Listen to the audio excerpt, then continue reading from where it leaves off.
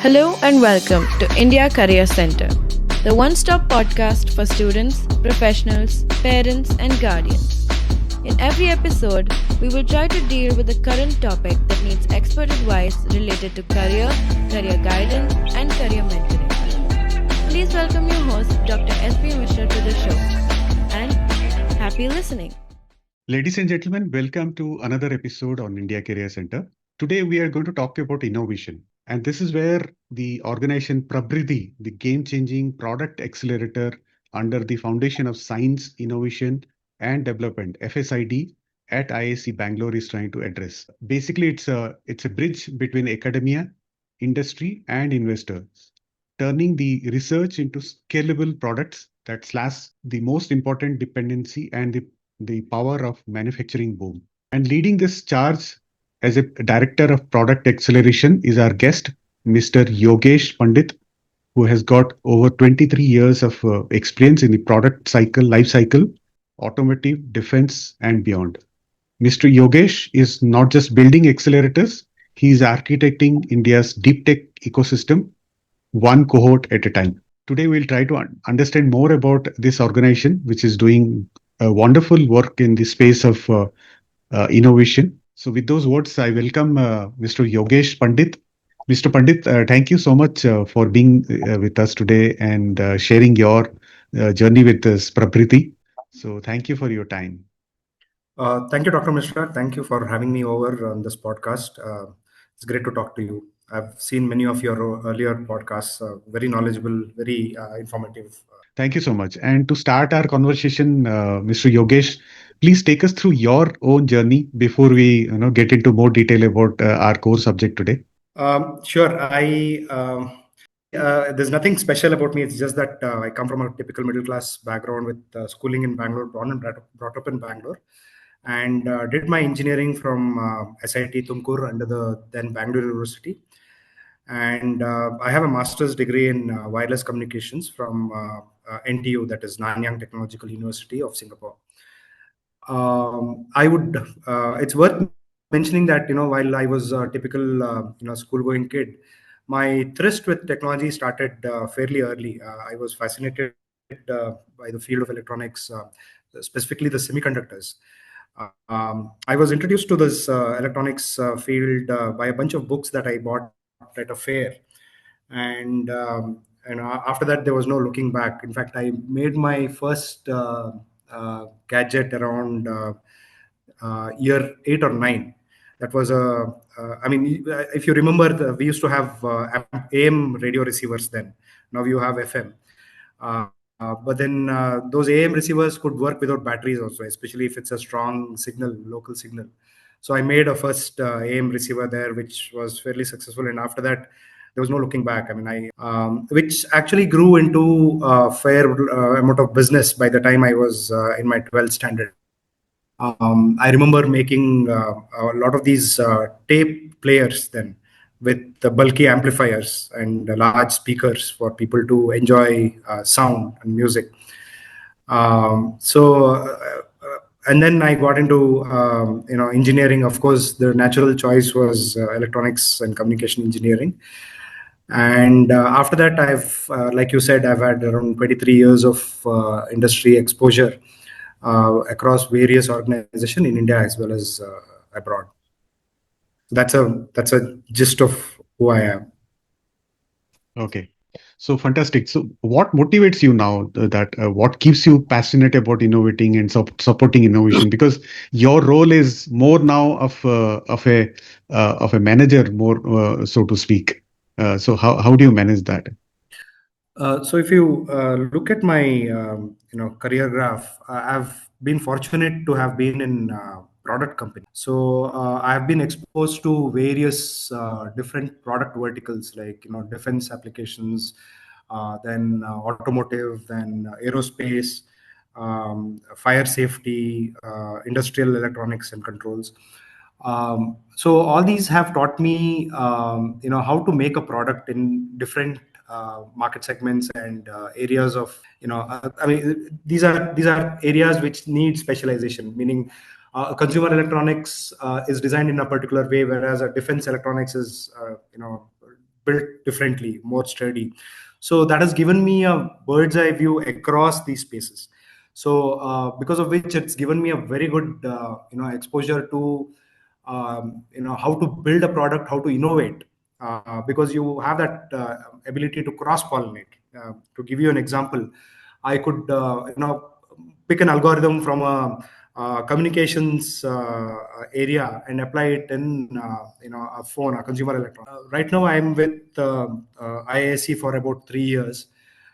It was a conscious choice. After 23 years of corporate exposure, I had kind of made up my mind that now I should do something for the startups and for companies that are within India, because most of my work was for multinationals, and then they were doing it in a very good way, whereas our Indian companies were lacking those processes, those systematic innovation steps. So I was thinking of having those implemented for these companies, and then IAC gave me an opportunity to do that. So that's in a nutshell about my innovation journey. A few days back, in fact, I was actually looking at some data, and interestingly, uh, largest number of patents are actually being filed by multinational companies who are based in India. A large number of patents are actually filed by them. So, which means that in India, innovation and patenting is actually happening. Only thing is, those patents are not owned by us. I mean, it's not owned by this sovereign, our own nation, so to speak. So, would you like to explain a little more You are about this? absolutely right about that, Dr. Mishra. I have a couple of slides on that. If I can show it to your viewers. Okay. See, this is a pic from the patent dashboard, that is the India patent dashboard. So on the surface, it looks great. And the last 10 years, I think we've had a great amount of patenting work done in India. But if you look at it closer, you'll see that there are many other companies from across the world that are filing patents in India because they are interested in the Indian market. But on the surface, you'll still see that Indian entities are the highest grantees of patents in the country. If you see the plot which shows about granted by nationality, you'll see that India has the biggest number of patents. It shows around 68,000 patents granted as of 20th May 2025. But if you look at it a little closer, if you click on, it's a very clickable graph, so you should probably take a look at it whenever you find time from the patents dashboard. So if you click on the companies there, right, it's a pie chart. If you click on the companies chart, it will show you the grantee granted by nationality of those companies. So there you will see that Indian companies are not the highest grantees of Indian patents. In fact, US, Japan, Germany, China, I think France, Switzerland, there are so many other countries that have filed patents there. So that shows that while overall Indians are filing patents, Indian companies are not matching their counterparts from other countries in terms of filing patents. And that is where our technology ownership is not to a point where we become atmanirbhar in terms of technology.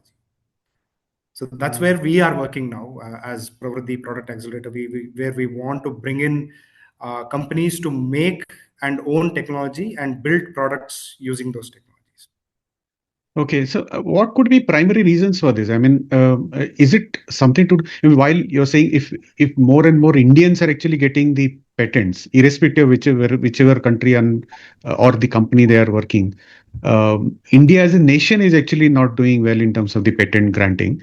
So, are there some top of the mind two, three main reasons as to why this has happened?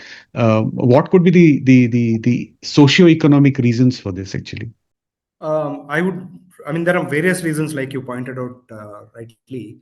On the surface, it looks like predominantly our companies have become traders of technologies from outside. You either license them or bring products from outside and sell it in India at relatively competitive rates that you match with in terms of volumes, in terms of reducing features and all that. So that's been the traditional way of our companies bringing products to India.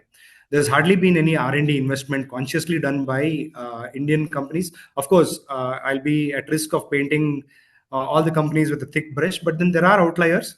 But majority of the companies in India hardly have an R&D team. So that's one big reason. And from a socio-economical reason, I feel that we come from a I mean, when India became independent, we were a poor country, and we didn't have much money to invest in R&D and create our own strong technology, powerhouse.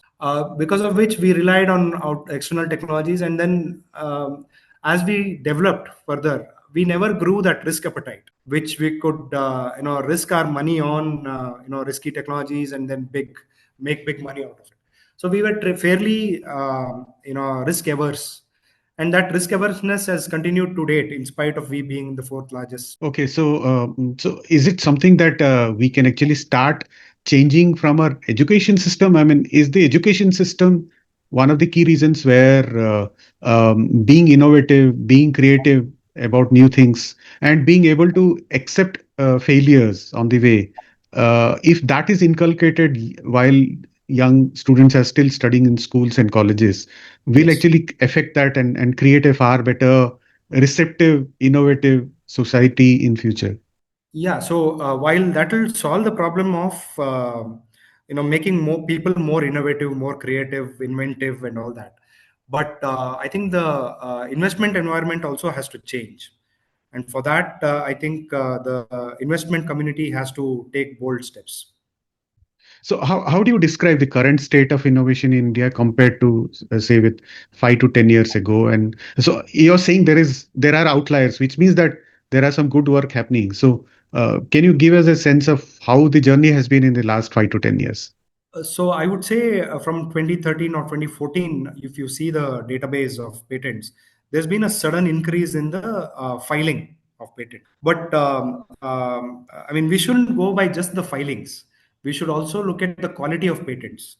How are they valued? Because from an industry perspective, a patent is a piece of paper as long as it doesn't generate any commercial value. So we should look at, or rather focus from, I mean, both educational institutions as well as industry should probably focus at generating patents with value, commercial value. So yes, I mean, there has been effort. I'm not saying, I'm not being completely pessimistic about it, but it's a journey, Dr. Mishra. And we have to be very fast at that. I mean, we can't be very latent and easygoing or organic about it, where we will do it slowly, we'll learn slowly, and then in the next 40-50 years we'll become big. But then if you look at the 2047 projections of Niti Aayog, we have to rush. We have to really rush. We just have another 22 years, and we don't have much to talk about right now. And then anything and everything that we need to build towards 2047 has to come from that 22 years from. Okay. So what are the sectors in India you think are really exciting in terms of innovation right now? Which are the key sectors? See, the defense sector has definitely woken up to innovation, because they are pushing for a Atmanirbhar Bharat in terms of defense, and it has certainly been proved to be good for India after that recent 3 day skirmish, where we've saw that the best air defense system in the world now is the Akash Tir, or the Sudarshan Chakra, that is going to be formulated. That was purely because of indigenous innovation. While the defense sector has woken up to it, the industry is still a little behind in terms of innovation.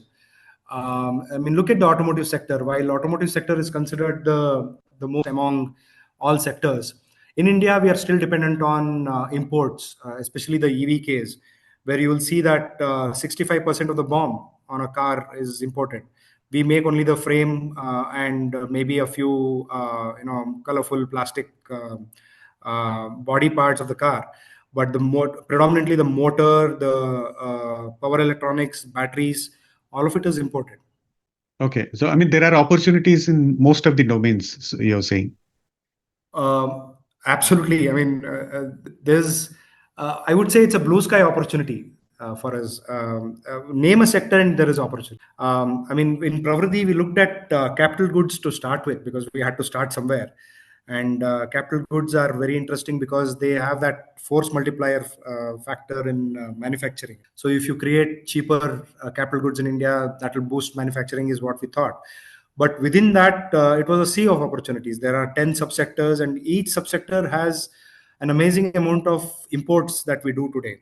Overall, capital goods, around 1.5 lakh crore worth of equipment is imported every year. So that can be easily converted to indigenous products, and easily at around 30 to 40% lesser cost compared to what we buy from foreign manufacturers. So it's an amazing opportunity that is at hand.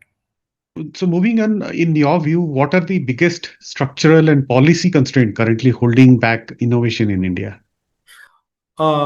See, firstly, while I've been working with the government, I wouldn't want to say that policies are the only constraints that we have in innovation.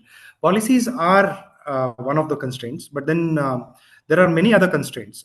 See, government can only be,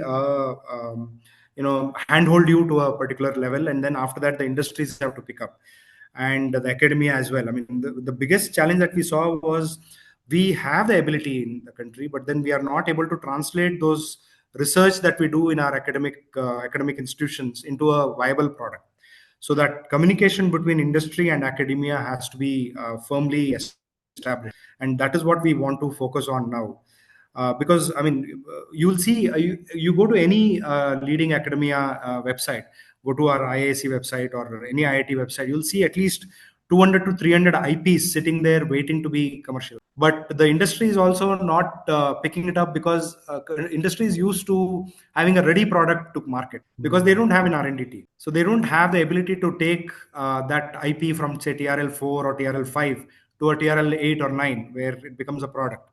So it's a lacking on both sides. While the academia is not pushing it hard towards industry is also not picking it up actively from academia. So that bridging the gap is something that we saw is a critical enabler for commercialization of Indian technologies. That's one thing. Second, the cheaper imports from outside don't encourage Indian innovators to make their own products. Point to consider was that recently we met a textile manufacturing machines association, and they were saying that while a new machine is worth 30 lakhs when you import, a second-hand machine comes at 2.5 to 3 lakhs, right? And even if you manufacture that machine in India, it will not be cheaper than 15 lakhs. So that gives you no opportunity to make and sell in India. So that's why most of these manufacturers have turned into traders of foreign machines. So that's one point where the policy can come in. And see, if you look at the policy, I think the current government is taking a lot of effort, putting a lot of effort in developing policies like the RDI policy that has come out recently, which is looking at 1 lakh crore investment in R&D, specifically of private entities. And then there are many other schemes, many other PLI schemes that the government has taken up, especially MeitY on silicon. And many other, including textile, has PLI schemes. But then these are all production linked, right? I mean, they're not encouraging R&D. Only this RDI scheme is directly investing in R&D, but the rest of the PLIs are mostly linked to production. So there's not much of an encouragement. I mean, even if you look at the PM E-Drive scheme, which is the largest successful automotive scheme that has been implemented by the government, that subsidizes the end user. It is not even a PLI scheme. While you encourage more and more EVs on the road, but then you don't encourage R&D directly. Right. So these are the small gaps that we see. Okay, couple of things. You mentioned about TRL. Since a lot of our viewers may not be knowing about this term, can you explain a little bit about this? So technology readiness level is a scale basically used to look at the market readiness of a technology.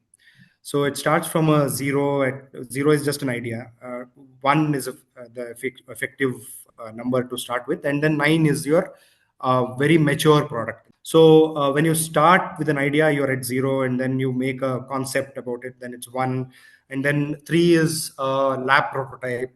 4 is a fairly good tested, validated prototype, and then as you grow towards the market, it's like 7 is where the industry can pick it up, where most of the DFXs are implemented in the product. And 8 and 9 become a very mature product, which can be readily sold in the market. So that's the scale of the TRL. I mean, you can find it, you can Google it out and then figure out what those TRL levels are. But it's a standard measure of technology readiness from an industry, from a market perspective. Okay. And secondly, since you're talking about this, the industry academia collaboration, there's some event coming up next month early. So can you briefly talk about that as well? Yeah. So just like the government is trying to push for academia engagement through this through this RDI scheme, the industry is also to a certain extent putting its effort. So CII, that is Confederation of Indian Industries, has this platform where industry and academia meet every year. And this year we are participating as Pravriddhi there. And we are bringing around 8 of our industry partners from our first cohort, which was on high-speed rotating machines, where we've developed products like centrifugal compressors to superchargers to screw compressors to recovery winches, self-recovery winches for armored vehicles, industrial IoTs for predictive maintenance, and then high-speed variable speed drives. Did I miss? Yeah, the material testing, fast, high-speed material testing equipment. So these are the 8 products that we've built. And one thing that we saw early on is that while we develop these new products, we need to also develop a parallel skilling track that trains fresh engineers or experienced engineers in these new technologies. So we've also developed a AR/VR training software, which helps these engineers learn how these new technologies could be adopted. And it is a very interactive piece of software where you can actually move a operating point of a product and see what happens with a higher point or a lower point, and also create a failure in a product and see how you can rectify that failure. So it is very engaging, especially for fresh graduates or even college engineering college students that are in their final semesters, to understand how a product works and how you can rectify some of the basic failures in a product. So these are the spread we have being demonstrated at that pavilion there in the CII Industry Academia platform or the event on December 5th at I think now at India Habitat Center. So I request you to join us there and then look at our products firsthand. And to tell you, among the 8 products that we have built, and I say we built, the industry partners have built under the mentorship of IAC. 4 of them have already made sales, and 4 others would probably be making sales because they are already talking to customers, and customers are interested in buying those. So by December or January, I think all the 8 products would have had their sales. So that's the kind of mentorship that we do, because we pick products that have a market pull. We don't want to waste efforts of any industry partner or the mentors. We identify and pick products that have a market viable business case, and only then we help in developing those products. So that way, you have a very high chance of a successful product. Okay, so the AR/VR training module is just like a digital twin? You can call it a digital twin, but digital twin has a lot more parameters to it. A true digital twin will have all the modules of the product modeled within. In here, we do it as a very simplified model of the product, because if you, because if you make a digital twin here, then it needs a lot of computing power, and you can't run it as a AR/VR for training. So because of which we have knocked down some of the modules which are not critical to training, and kept only those modules or lumped parameter models for training purposes. Fantastic. but certainly has a lot of scope to turn into a digital twin. So now, since we are talking about the Pravriddhi, so can you explain a little more about this organization, when it started, how it is? So Pravriddhi is a program, sir. So it's a program which specializes in boosting manufacturing in India. So Pravriddhi, the Sanskrit name of it is towards progress, right? It means towards progress. And the inspiration for this program was from a report from Niti Aayog on 2047 Viksit Bharat. So if you look at the report, you'll see two data points there. One is that of manufacturing. How should manufacturing be in 2047? What should be the contribution of manufacturing to the GDP in 2047? So they project it to be around 25%. That is, if you take a $30 trillion economy of 2047, so 7.5 trillion has to come from manufacturing. And today, manufacturing is around 660 billion, if I'm not wrong. So it is a 12x ask upfront. So I mean, these things cannot be achieved organically, right? Because if you grow organically, you'll probably grow by 8 or 9% annually. But then this is a 12x jump. So this will only be possible by having a focused boost to manufacturing. And that boost we are providing from our program structure, where we bring subject matter experts from across academia. We are not limited to IISc alone. We are talking to IITs. We are talking to other research labs, like CSIR has 37 labs in India, right? The Baba Atomic Research Center, a few other universities like VJTI, Mumbai University, a few deemed universities. Whoever has subject matter experts in the space of innovation and manufacturing, we are tying up with them to create a ecosystem from which subject matter experts can be picked.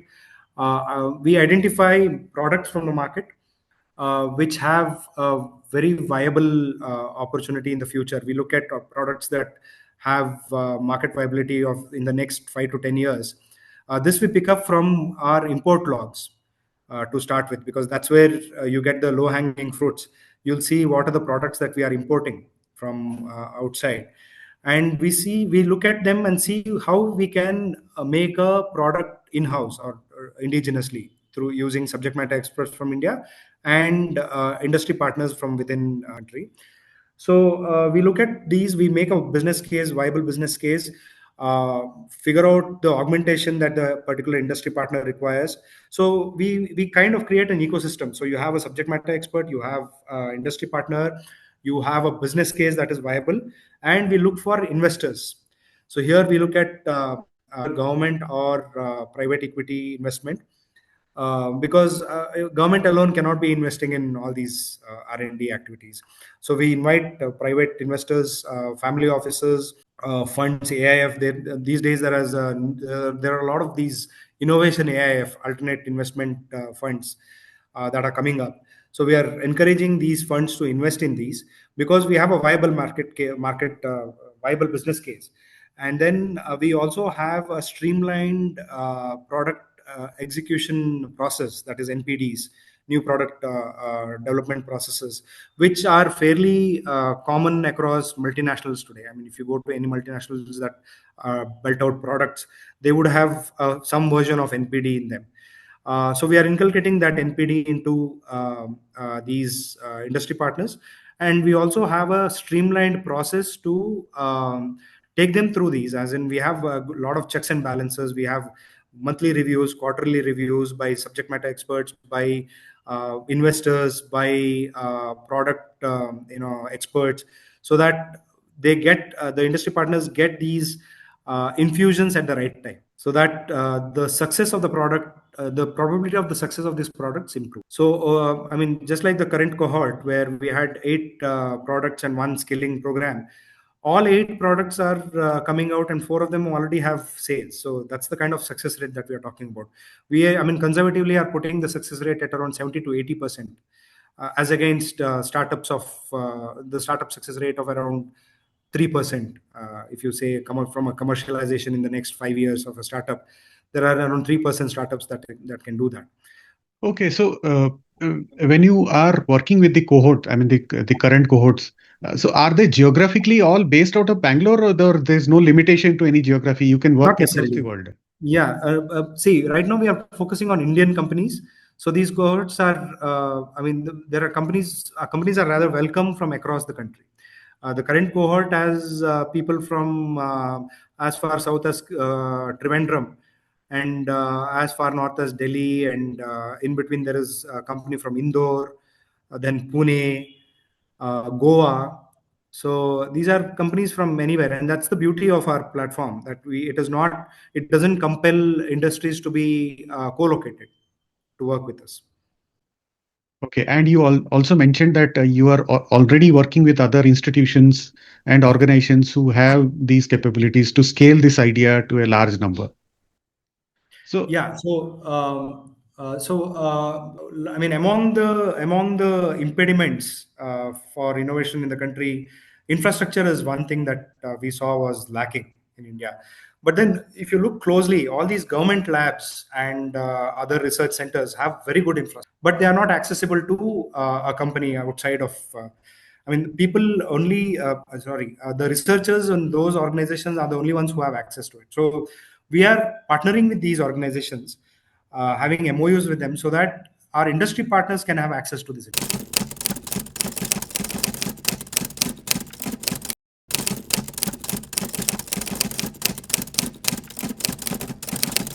Um, to spell out the numbers, I think we have across the country, if you look at all the academic institutions, leading academic institutions, we have one IAC, we have 23 IITs, 37 CSIR labs, and I think another 30 or 35 other research labs, including ARAI, BARC, which can affect a change in innovation environment. fantastic. I think one of the key reasons could be that these were not accessible to people to work on innovation. Now that you're trying to unlock those potential, so that's a Correct. great way to look at it. So that's the beauty. I mean, we are just bringing people to the table. We are just bringing and making them talk to each other in a systematic manner, where the innovation happens and knowledge transfer happens, and we are taking care of IP as well. So there is no insecurity in between these organizations when they talk to each other, because all the MOUs are fairly watertight, and they talk about IP, they talk about investments into. So it's basically a win-win that we are trying to, because every entity that is participating has something to for itself, and it has to give something to us. Right. Now let's try and understand why tech sovereignty is so important for India. I mean, what is the reason that we should be worried about this so much? Sure. For that, I'll share another slide here. This is a slide that talks about the GDP of nations, and then it shows the 5 top GDPs of the world. And of course, India is the fourth largest GDP. And soon, by the end of 2030, I guess we'll be crossing Germany as well to become the third largest GDP. But then, if you look at these top 5, there's one stark difference that emerges. While the other 4, that is US, China, Germany, and Japan, are net technology exporters, India is a net technology importer. And if you look at our graph of GDP, it looks fairly flat. And if we have to reach that $30 trillion mark, we have to bend that curve. If you see the plot here, you'll see that China's plot actually changed its slope around early 2000s. And then it started at a much faster pace.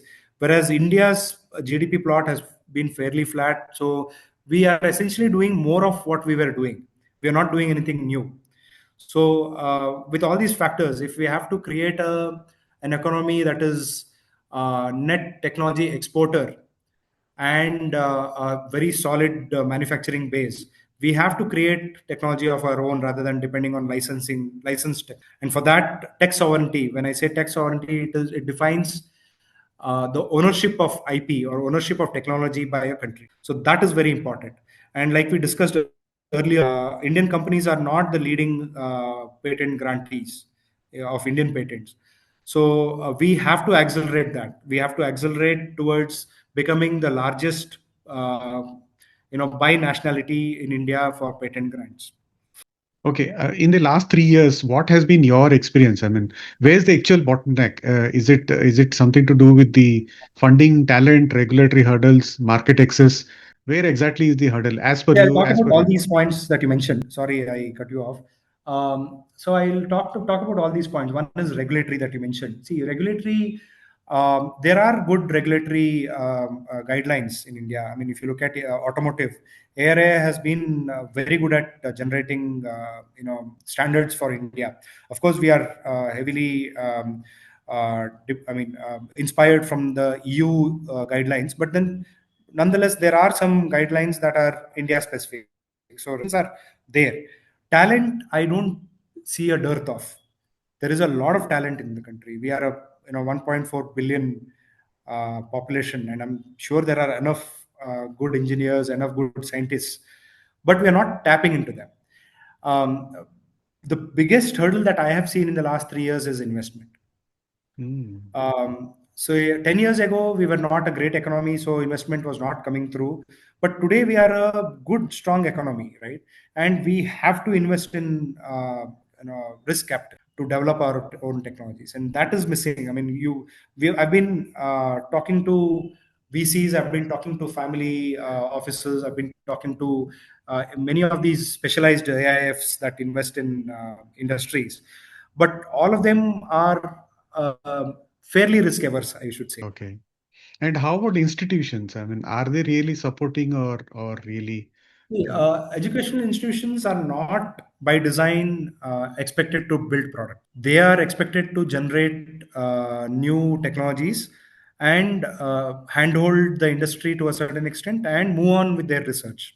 I mean, be it IAC, be it IITs, or any other premier institute. The challenge lies in between. I mean, if you go back to our discussion on TRL levels, academia develops products or ideas till a TRL level of 3 or 4, and beyond that, it has no benefit going forward, because see, their expected outcomes are research papers, PhD theses, and maybe project work for students, right? So beyond TRL 4, it is of no benefit to academia to make a product go beyond TRL. Whereas industry, if it has to directly take a product to market, the product has to be at TRL 7 or 8.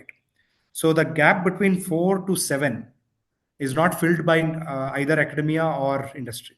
So that's where somebody has to come in between, bridge that gap, and that's what Pravriddhi is trying to do. exactly. That's what exactly I was thinking. That IAC has actually taken that step and created this. So, do you think Pravriddhi is actually a pilot which should be actually replicated across many other institutions in India? Yeah, that is the intention that we started with, because the kind of demand for products in India, I mean, demand in the sense, if we have to reach $30 trillion, we should be belting out at least 1,000 products a year Mm. across multiple verticals. I mean, I'm being very conservative here, and 1,000 products is not a joke. So IAC alone cannot be doing it. We would probably saturate at 40, 50 products. Oh, so If there I, is a if huge I bring in, potential. correct. And that's the reason we reached out to all academia across the board. We are talking to IITs, be it IIT Bombay, IIT Delhi, IIT Madras, including the other research entities like ARAI. In fact, we have an MOU with ARAI on the automotive space. So any industry partner that wants to build a product for automotive, automatically ARAI participates, and it's a very good opportunity for them, because the OEMs look for a certification from ARAI at the end. So you get a ready product from ARAI's participation. So similarly, we are looking at, for example, IIT Delhi's research on magnetics is very good. There are good subject matter experts of motors at IIT Madras, similarly at IIT Bombay. So if we bring all these people together, we can definitely build products. When I say we, again, it's a collective. I'm not saying that we are asking the academicians to build products. It's the industry partners that build the products, but then we mentor them to build a product. So how do you see it? I mean, after 3 years of Prabridhi, today you have created 8 cohorts of products Eight already, products so far, eight yeah. products already. And so let's say in another 5 to 10 years, are we seeing multiple number of Prabridhis across India, or it would be different names under each of the organization or institutions? Sir, I'm not saying that Pravriddhi is the only way out. Pravriddhi is one of the ways that we have built a structure that is copyleft. Hmm. So we are willing to give our platform, because when I say a platform, it is not just a bunch of process steps. We have included software also, because there is money involved, there is product development involved, there is IP management involved, there is market research involved. So there are a lot of parallels that happen.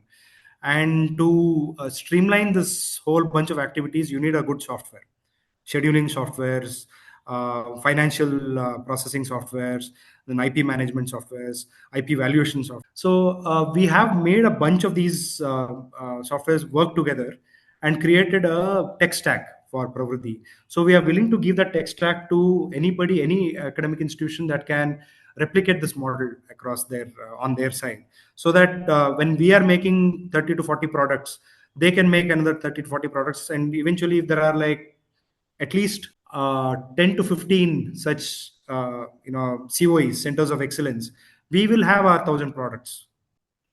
Okay, so and how do we see the how can startups and innovators best innovate and collaborate with large corporations, especially those who are there for many years, many decades rather.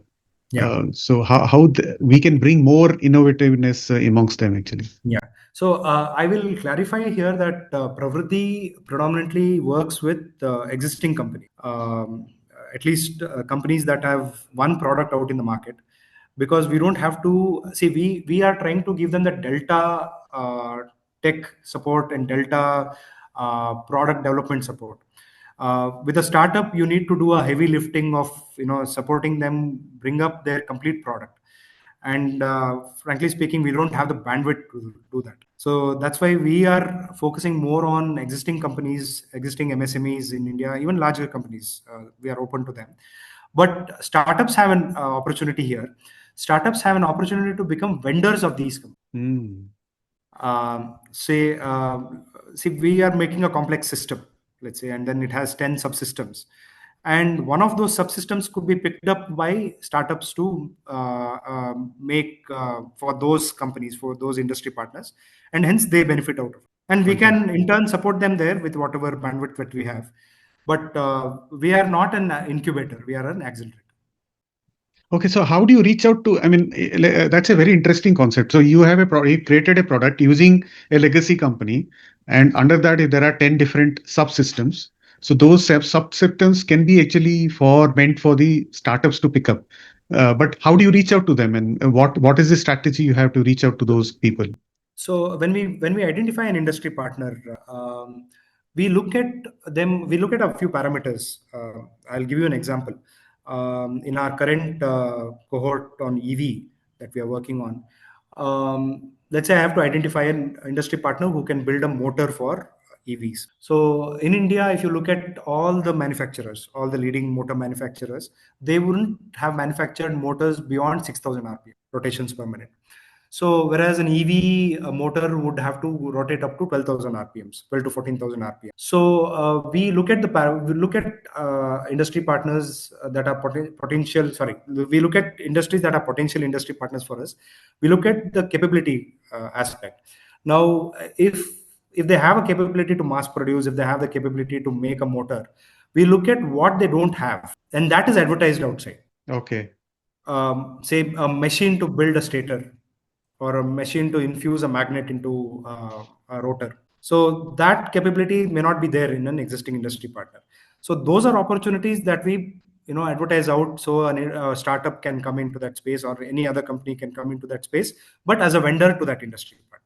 Fantastic. No, I mean, your approach to this innovation is actually quite fantastic. So it is actually self-sustaining. Yeah. and at the same time trying to create the delta improvement in self-reliance of Indian Correct. companies Yeah. wherever we are importing. So I think your process of looking at import data and trying to address those gaps, I think it's a very logical and fantastic and sustainable idea. I would say. Thank you, Dr. Mishra. Yeah. See, we here, I mean, typically, when people see programs coming out of IISc or IIT, they think this is research oriented. But since this is more to do with boosting manufacturing, we are more focused on development of a product. So if I say R&D here, it is a small R and a big D. Hmm. There has to be some research, but then we don't drift in research Yeah.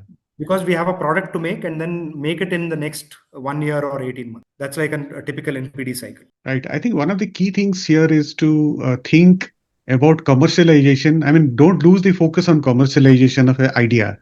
Correct. Otherwise, the idea will remain an idea without creating much value. So Yeah. that's the key. The tagline here is market driven, design led. Right. So, like you aptly said, we start our work from the market and end our work in the market. And technology is an enabler. So, since you have already worked with the 8 products already, so what is the next process? Are you already have you started looking at what are the next cohorts you're going to start? What is the process you're following? So we have 8 more cohorts in the pipeline. Okay, and which are in the line of? Um, there again across the reason we are across segments are because we are a product accelerator that is agnostic of segments and Right. products, because we want to boost manufacturing overall. So we have a cohort in EV. If you see the recent fluctuations in the market, where China decided to stop exporting rare earths, and suddenly our EV businesses were under extreme strategic stress, because there was no other way they could source heavy rare earths. So here is a cohort which mitigates that. Of course, we are not mitigating the use of magnets, but we are mitigating the use of heavy rare earths, which are doped in small quantities in these magnets so that they operate at higher temperatures. So we are looking at motors that can operate with 1/4 or 1/3 the magnets that are used in a standard PMSM motor that you get in a market. Right. So we are looking at 5 or 6 companies to build a e-axle. So one company builds a motor, the other one builds an electronic power electronics for that motor. One builds a gearbox, the other one builds a vehicle control system. So effectively, you are making an e-axle. The beauty here is that since we have a MOU with ARAI, they participate heavily in this, from the requirements gathering to design to testing. So when an OEM is approached, they see that ARAI has already been part of this program, and it becomes very easy for them to adapt that e-axle into their vehicles. And we are targeting markets that are exploding, in the sense that we are not looking at two-wheelers, because two-wheelers, there are many players already established in terms of, there are alternate sources for two-wheelers. Whereas for four-wheelers and three-wheelers, we are focusing on those two markets, because three-wheelers are a very unique market for India because of our market situation, because most of our markets are situated in dense traffic regions. So for the first mile and the last mile delivery, you need to have a three-wheeler. And making those, I think there is a expectation of around 30 lakh three-wheelers being sold by 2030. When I say three-wheelers sold, EV three-wheelers sold. And around 6 lakhs to be sold by 6 lakh four-wheelers to be sold by 2030. So there's an amazing amount of opportunity there. And if we build an Indian, that's an amazing market opportunity for domestic industry play. Okay. And in terms of constantly reaching out to more and more industries, what exactly you do? I mean, how do you make sure that in the domestic industry, people know about your initiatives and they can actually reach out to you whenever they find that there are Yeah, areas? so there are two ways of, I would say it's a reach out on both sides. Industries can definitely reach out to us, but we reach out to industries through industry association. We have partnered with CII, FICCI, ASSOCHAM, and their local groups. So whenever there is a program that is organized by the local groups, we participate in them and then present these opportunities to them so that they become aware of such opportunities, where the platform can be a win-win for them, because they participate, they learn a lot, and they get into a business that is adjacent to them. Okay. And if there is a viewer or listener to our conversation who is, let's say, making a small product and looking at innovating something adjacent to that product, what is the process? How they can reach out to So they can you? register with us at pravriddhi.org.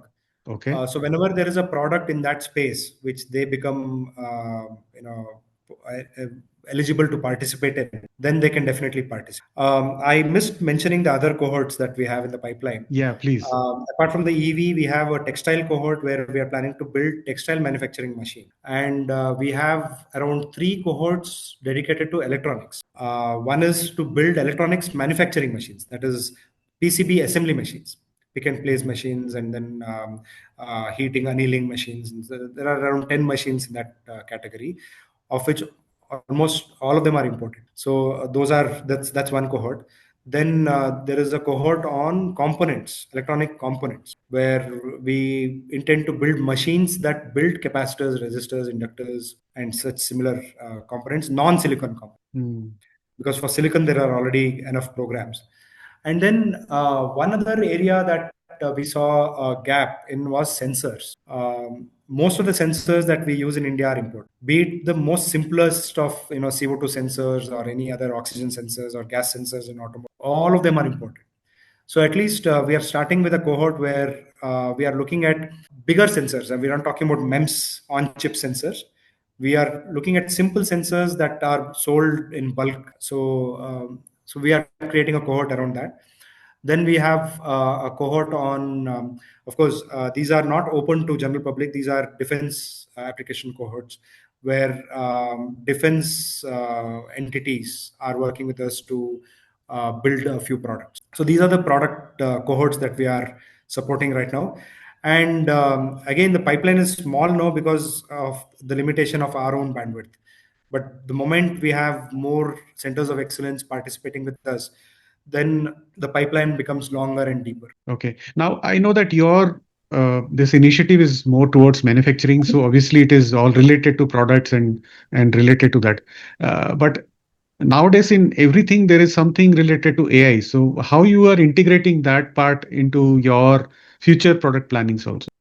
So we don't have a AI specific cohort, but I know. wherever there is a need for such application, I can give you a very good example.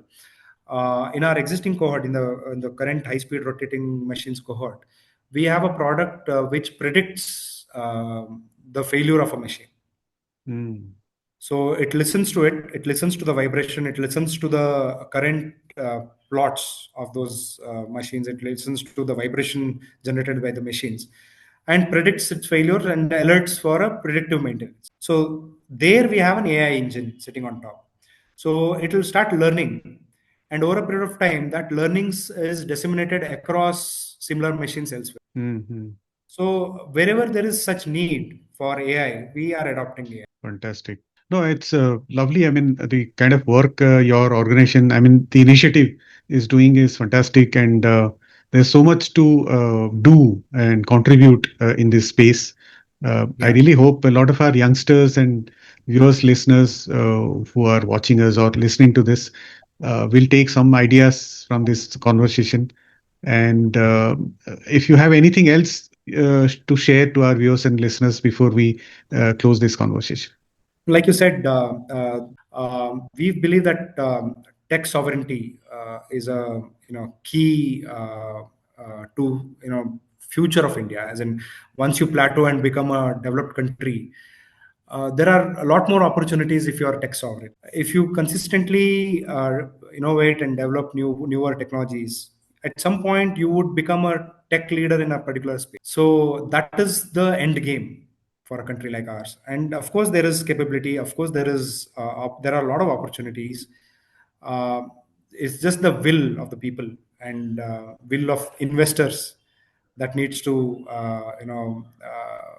be there to participate in these kind of activities. Okay, so Mr. Pandit, when you take a product or an idea to develop, is there a danger that while you're trying to address the gap which is not being made in India right now, is there a danger that we are going to produce something which probably has been made for several years in other countries and India has been importing those products or ideas? And when we start making it in India, we'll probably address the domestic market, but we'll never really become the exporters of those products. So, is there a danger? I mean, do you see this as a fine balance of where to invest for the So you're new talking idea? about IP and freedom to operate here.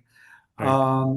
So IP is one main thread in our platform.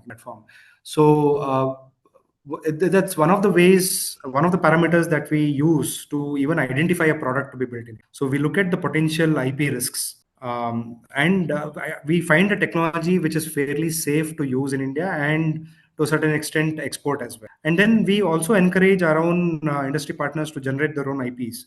In the current cohort, I would proudly say that we have an overall IP count of 39, of which there are 19 patents. And we did some valuation of these patents because patents are also a revenue stream. So we looked at these patents, and then these patents are valued at around 250 CR, 250 crores. Mm.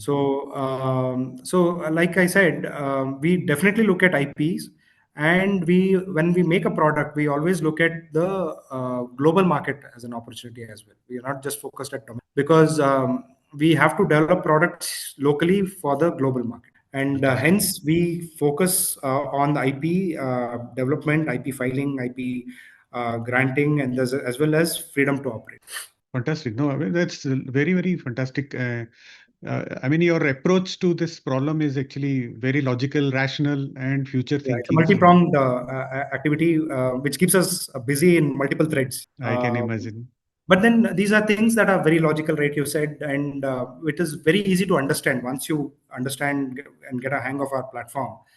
Then every step is fairly logical. So our industry partners now are so good at it, and they actually tell us this is the next step. We need to go there. So Fantastic. our intent is not to just build one product. We want our industry partners to understand how a good product is made and take it forward into other products. So it's a chain reaction that we are looking. Fantastic. I am actually quite keen to looking forward to your industry partners at CII event myself. Please do come, sir. Yeah. Yeah, so looking forward to that. So really happy to have this You will not see conversation. any products on demo there I because know. of the restriction of the venue. And some of these machines are big, and one of them is not even able. I mean, we can't move one machine. It's a balancing machine, which Right. is of a room size, a large room size. So, but then we'll show some of the operations, some of the videos, and some even live streams from there. But it should be a good opportunity to look at these new machines, and we have successfully import substituted these 8. That's fantastic. And at some point of time, these products will be made in India and exported out of India. They are being made. In fact, like I said, 4 products are already being sold, and one of them is already exporting. Of course, to Africa and a few other few other Middle Eastern countries. But it's a start. It's already happening. Yeah, yeah, yeah. Yeah, I mean, we have to start somewhere. So that's fantastic. Yeah. Because So, if you look at European markets and American markets, they're mature markets. They ask for a lot more certifications, and these certifications are expensive and take time. So typically, an Indian company would look to quickly scale up, right? So they would look at domestic market, then Middle Eastern and African markets, and then upgrade themselves to an European or an. yeah, I understand. So, yeah, Mr. Pandit, thank you so much. I think this conversation was due for a long time, and Yeah. I was looking forward to this. Very, very good work being done by Pravriddhi and your team and the entire team of FSID. I think so. Very nice to know what's happening in that space, and I'm sure a lot of these ideas will be scaling across India and creating multiple number of organizations and initiatives like yours. And as you rightly said, India needs every year 1,000+ products, new products to be built Yeah, up. conservatively, yes, yes. Yeah. Okay. So fantastic. I think it's an exciting time for our youngsters. So thank you for your time today. And I thank your podcast as well, sir, for spreading our word, because we need more and more industry partners, investors, and subject matter experts to participate in these kind of activities. Thanks a lot for that. Thank you. Thank you so much.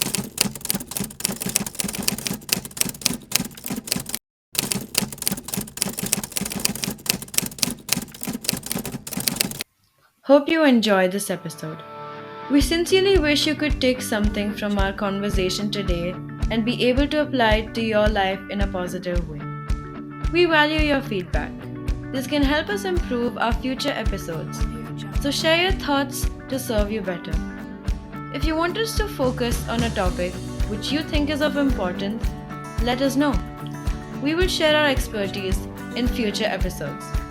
So, see you soon with a new topic and help you in your career journey.